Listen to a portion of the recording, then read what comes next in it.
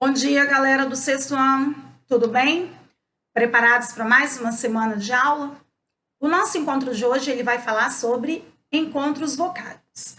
A matéria que nós vamos ver mais à frente é sobre a regra de acentuação dos ditongos, chamados ditongos abertos. Mas para isso nós precisamos revisar o que é um ditongo, que faz parte dos chamados encontros vocálicos.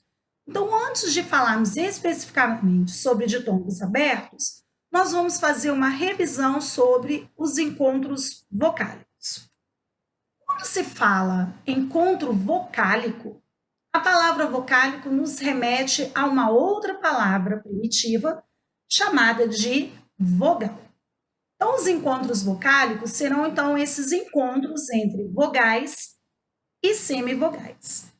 Se nós sabemos que as vogais na língua portuguesa são A, E, I, O, U, por que nos encontros vocálicos, então, há a denominação de vogais e semivogais? Vamos entender exatamente como funciona isso. Quando se diz vogal na língua portuguesa, nós estamos falando daquele som que é pronunciado mais forte neste encontro. E a chamada semivogal é exatamente aquele som mais fraco. Ou seja, quando há um encontro dessas duas vogais, uma delas vai ter o som mais forte que a outra. Neste caso, aqui tem o som mais forte, vai ser chamada de vogal, e aqui tem o som mais fraco, será chamada de semivogal. Então, dá uma pausa no vídeo, anote essa observação. Encontro vocálico é o encontro de uma vogal e uma semivogal. A vogal é aquela que, ao ser pronunciado, o som é mais forte, e a semivogal, o som é mais fraco. Diante disso, nós já temos então o conceito de encontros vocálicos. São agrupamentos, encontros de vogais e semivogais, sem consoantes intermediárias, ou seja, entre uma e outra não há consoante. Então, esse encontro aqui de vogais é aquela que o som é mais forte, e a semivogal é a que tem o som mais fraco. Diante desses encontros, então, nós vamos ter três tipos de encontros vocálicos: o chamado ditongo, tritongo e hiato. Os três terão encontros vocálicos, mas a forma como esse encontro vai ocorrer vai depender diretamente da pronúncia, para eu identificar qual é a vogal e a semivogal, e um outro dado importante, a separação das sílabas. E é exatamente o que nós vamos relembrar agora, como esses encontros acontecem nestas sílabas, porque vai depender da pronúncia e vai depender também da separação. Já sabemos que são vogais, uma vogal e uma semivogal. A vogal será considerada com som mais forte e a semivogal com som mais fraco. Mas vamos observar agora como esses encontros vão ocorrer. Já sabemos também de mais um detalhe. São três encontros: ditongo, tritongo e hiato. E agora nós vamos ver então aí o conceito de cada um. O primeiro deles está ligado diretamente ao nosso conteúdo, que é a acentuação dos ditongos abertos. Reparem aqui que a palavra ditongos começa com di. Olha aqui a referência que nós vamos ter: duas vogais em uma única sílaba. Isso quer dizer que, ao separarmos esta palavra em sílabas, o encontro vocálico que recebe o nome de ditongo, ele terá que ter na mesma sílaba essas vogais, uma vogal e uma semivogal, que já sabemos a diferença entre elas aí, que está exatamente no som pronunciado. A mais forte vogal, a mais fraca semivogal. E as duas vão ficar juntas na mesma sílaba. Reparem as palavras água, madeira e papai. Ao separarmos essas palavras aqui, nós teríamos água, madeira, papai. Ou seja, Nesta sílaba aqui, nós temos o encontro vocálico de duas vogais. Nesta sílaba aqui, a mesma coisa, o E com o I. E em papai, o A com o I. Reparem que na palavra água, o A tem um som mais forte do que o U. Por isso que o A é chamado de vogal e o U semivogal. A diferença é percebida pelo som produzido. Reparem que na palavra madeira, o E também tem o som mais forte que o I. Por isso o E é chamado de vogal e o I semivogal. Ou seja, a diferença está na pronúncia e no som produzido. Todo som que for mais forte será chamado de vogal e todo som mais fraco, semivogal. Mas a primeira coisa que eu preciso lembrar é este conceito aqui, ó, ditongos, duas vogais numa única sílaba. Então, água, madeira, papai. Então, o U e o A ficaram na mesma sílaba, o E e o I na mesma sílaba, e o A e o I também na mesma sílaba. Por isso que as três palavras são chamadas de ditongos. Logo em seguida, nós vamos ver o hiato. Ele também vai ter um encontro de duas vogais, porque nós já sabemos o conceito de encontro vocal. Só que neste caso, nós vamos observar que as vogais ficarão em sílabas diferentes. Isto quer dizer que ao separar a palavra, cada uma delas ficará em uma sílaba. Reparem a palavra pia. Pia. O I ficou numa sílaba e o A ficou em outra. Diferente do encontro anterior, que nós vimos que no ditongo as vogais ficam juntas. Já no hiato, quando eu faço a separação da sílaba, o que eu tenho que fazer? Observar se elas estão em sílabas diferentes, como nós acabamos de ver aqui. Portanto, nas duas aqui, percebemos que o A ficou separado do I. Por que isso aconteceu? Porque nós emitimos os dois sons, ou seja, do I e do A. Então, aqui não tem uma mais forte ou uma mais fraca. As duas têm a mesma força, por isso que elas ficam em sílabas separadas. Olhem outros exemplos aqui, ó. Lua, cadê, ado, dia, piada. As vogais ficaram em sílabas separadas. Reparem que desde o primeiro encontro, que é o ditongo, nós estamos falando em separação de sílabas. Por que é importante, ao classificarmos o encontro, separarmos a palavra em sílabas? Porque dessa forma não há como errar o encontro. Porque se eu percebi, claro que eu preciso fazer a separação corretamente. Se eu percebo que duas vogais ficaram juntas na mesma sílaba, eu tenho um encontro do tipo ditongo. Ah, mas eu peguei a palavra saúde. Saúde. O A e o U estão separados. Então, agora eu tenho um hiato. E o tritongo, que é o próximo encontro, o tri lembra 3. Agora, aqui vai ser o contrário do ditongo. Nós teremos 3 vogais na mesma sílaba. Ué, professora, mas você não disse que uma é mais forte que a outra? A mais forte é vogal e a mais fraca é semivogal? Não tem problema, no tritongo o raciocínio continuará sendo o mesmo. Só que nesse caso, nós teremos uma vogal, que o som vai ser mais forte, com 2 semivogais. Então, vai ser uma forte com 2 fracas. Lá no ditongo, é uma forte e uma fraca. No hiato, as 2 são iguais. E no tritongo, 2 fracas e uma forte. Reparem que o mesmo raciocínio segue para a palavra Uruguai e iguais. Ao separarmos essas duas palavras aqui, vocês vão observar que a palavra ficaria Uruguai. Olha só como o som do A é bem mais forte do que o U e bem mais forte do que o I. Por isso que o A é chamado de vogal e o U e o I são chamados de semivogais. Iguais é a mesma coisa. Ó, o I, iguais. Nós temos aqui o U, o A e o I na mesma sílaba. o som do A prevaleceu em relação ao U e ao I. Por que prevaleceu? Porque o A é o som mais forte. Ditongo, nós teremos uma vogal e uma semivogal, ou vice-versa, tanto faz a ordem aqui, mas sempre uma fraca e uma forte. No tritongo, a ordem sempre será ó, semivogal, vogal e semivogal. Fraca, forte e fraca. No ditongo pode inverter, pode ser primeiro a forte, depois a fraca, ou primeiro a fraca, depois a forte. Já no tritongo, não, a ordem é sempre a mesma. Fraca, forte e fraca.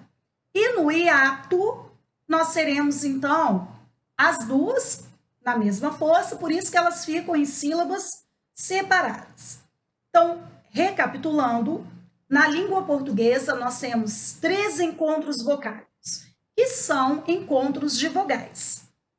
Quando se fala em ditongo, o encontro vocálico será entre 2 vogais, onde uma será chamada de vogal e a outra de semivogal. A chamada vogal é aquela que tiver o som mais forte. Semivogal, som mais fraco, e as duas estarão na mesma sílaba. Quando se fala em hiato, na separação de sílabas, cada uma ficará de um lado, porque as duas são chamadas de vogais. Isso quer dizer que as duas têm um som forte, por isso que cada uma fica numa sílaba. E quando se fala em tritongo, nós teremos 3 vogais na mesma sílaba, lembrando que nós teremos uma fraca, uma forte e uma fraca, todas na mesma sílaba. Dica para classificar corretamente os encontros vocálicos: separar as palavras em sílabas, porque aí fica fácil de identificar que tipo de encontro específico eu tenho naquela sílaba. Se forem 2, ditongo, vogais separadas, hiato, 3 vogais na mesma sílaba, eu terei um chamado tritongo. Logo em seguida, vem a parte específica da nossa matéria, que é a acentuação dos ditongos abertos. Já sabemos, então, o conceito de ditongos. Isso quer dizer que eu terei aí 2 vogais na mesma sílaba. Mas a língua portuguesa, ela sofreu uma alteração nas regras de acentuação. Então, em relação aos ditongos, nós vamos observar aí que algumas palavras continuam sendo acentuadas e outras palavras perderam o acento de acordo com a nova regra. Se eu falo ditongo, eu já sei que eu terei 2 vogais juntas. Onde essas palavras continuarão sendo acentuadas? Nas chamadas palavras oxítonas e nas palavras chamadas de monossílabos tônicos. Vamos revisar aqui o que é uma palavra oxítona. Na língua portuguesa, nós classificamos as palavras de acordo com o número de sílabas e classificamos também quanto à tonicidade, ou seja, aquela sílaba mais forte que a palavra tem, que pode ser acentuada ou não.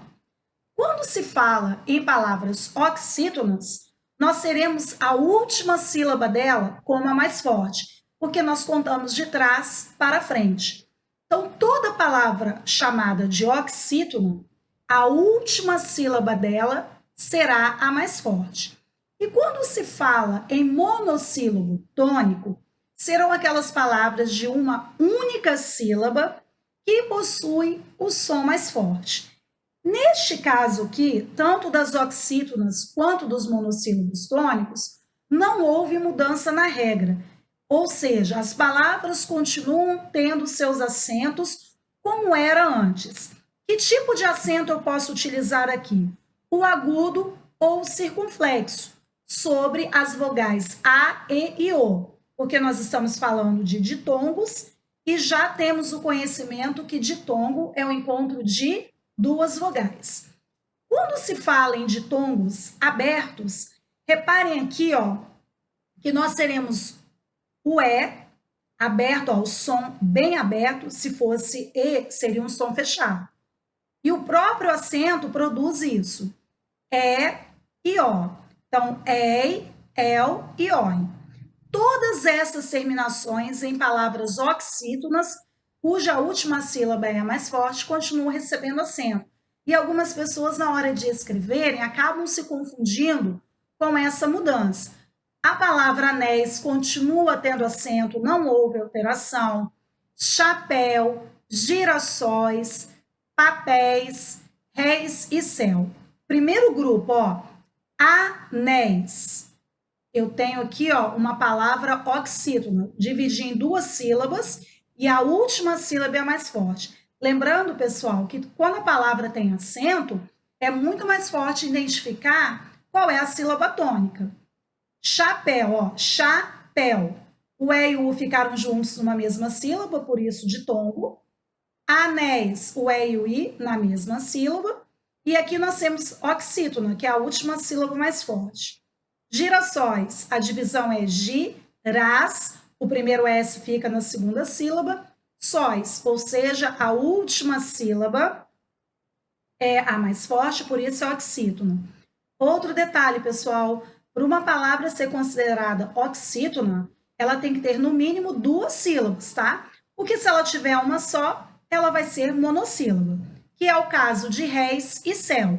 Olha aqui o encontro das duas vogais na mesma sílaba, mas o que acontece aqui? Eu não tenho como separar. As duas vogais ficam juntas porque a palavra só tem uma sílaba.